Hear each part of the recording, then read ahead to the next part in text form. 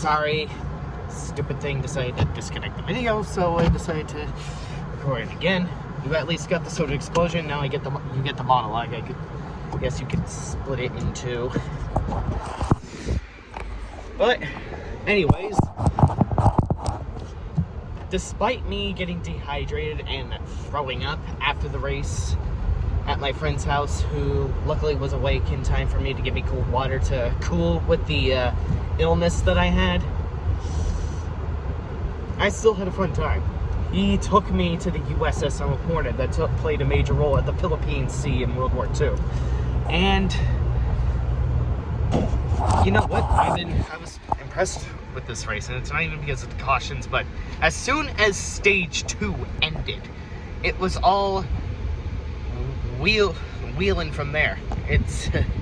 We all thought it was going to come down to the line between Buescher and Truex, but neither of those two drivers even finished first or second as soon as Kyle Larson was wheeling it up to the front. He was just giving it his all, everything. I was really scared that a caution was just going to ruin it in the nick of time, but thankfully NASCAR had enough common sense to understand that spinning out doesn't warrant a caution on the road courses. Too bad many fans don't, but I digress. You already can tell by the tan skin right here that I had a fun time at Sonoma Raceway. But yeah, this is the fifth time that Kyle Larson has won a road course and that I've seen him win in person. Oh yeah, here's a poignant fun fact.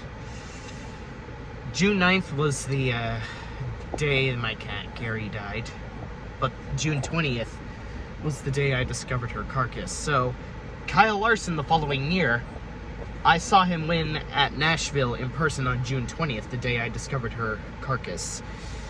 And now 3 years later at Sonoma, Kyle Larson, with the exact same scheme, won on the day Carrie died.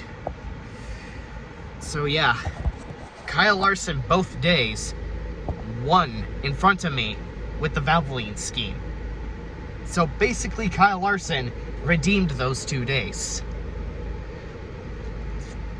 This basically has been immortalized as Kyle Larson being a badass rather than me mourning my cat Carrie. Well, I will still love her forever and ever and ever. She will always be my ultimate favorite cat ever in all of history. But Kyle Larson did his part, and he alleviated my depression whenever I think about the passing of my favorite cat ever. And, well, who can say?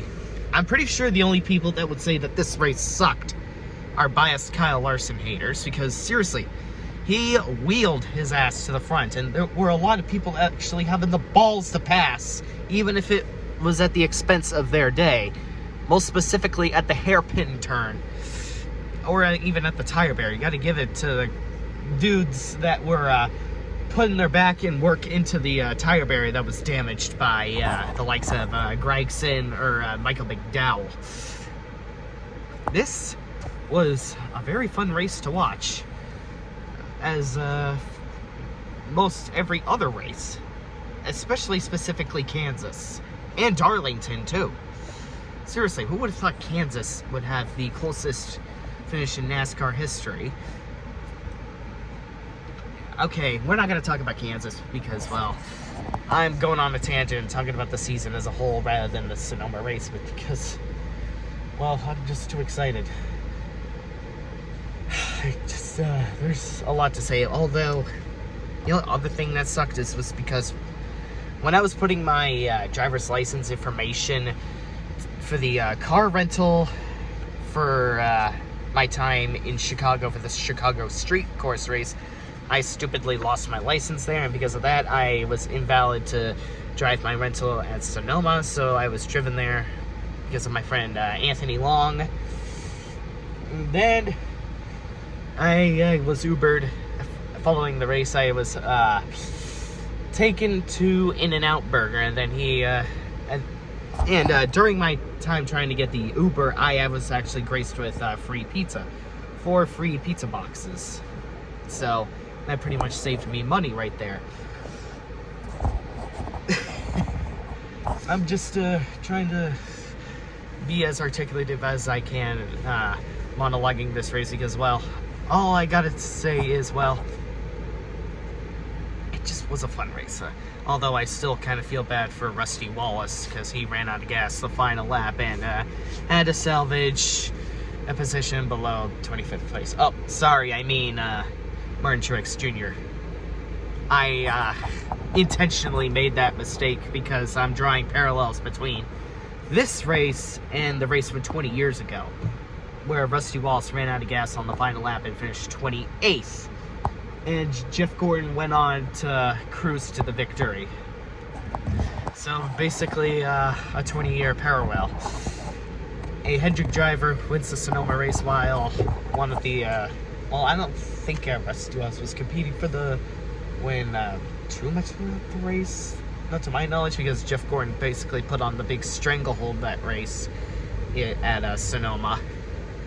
And Jimmy Johnson, that same race, had his 11th top 5 that year in 2004. Yet, people this season, on race number 16, the most amount of top 5s they got is 7. 4 below Jimmy Johnson's record at race number 16 in 2004. It's almost as if Jimmy Johnson was just that much of a legend. Jesus Christ, I really did tan the shit out of myself when I forgot to put on sunscreen and dehydrated myself like a fucking idiot.